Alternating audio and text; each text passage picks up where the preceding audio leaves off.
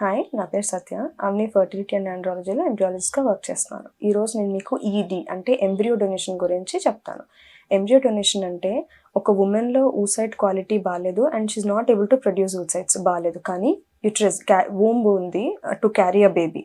అలాంటిది మనం చూసుకొని తర్వాత ఇటు హస్బెండ్ చూస్తే హస్బెండ్ది కూడా స్పర్మ్ అస్సలు బాగాలేదు. You cannot take that to do అన్ ఎక్సీ. అలాంటప్పుడు ఏం చేస్తాం, మనం బయట ఒక ఫీమేల్ డోనర్ని తెచ్చుకుంటాం అండ్ ఒక మేల్ డోనర్. ఫీమేల్ డోనర్ అంటే any women age between 21 to 35 and also ఉన్న వాళ్ళని మనం తెచ్చుకుంటాం ఫీమేల్ డోనర్ కింద ఊసైట్స్ డొనేట్ చేయడానికి. అలానే స్పర్మ్ డోనర్స్ ఏంటి, మినిమం ఏజ్ 21 to 55.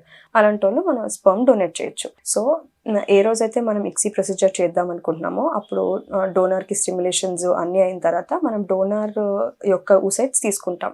కానీ according to ART guide lines 7 oocytes కంటే ఎక్కువ మనం మిక్సీ చేయకూడదు డోనర్ది. సో డోనర్ ఊసైట్ తీసుకొని అప్పుడు డోనర్ స్పర్మ్ తీసుకొని మనం మిక్సీ చేస్తాం. ఈ ఎంబ్రియోస్ని ఫ్రీజ్ చేసుకొని ఎవరైతే కపుల్ ఎంబ్రియో డోనర్కి వెళ్తున్నారో ఆ ఉమెన్లోకి ఎంబ్రియోస్ని ట్రాన్స్ఫర్ చేస్తాము.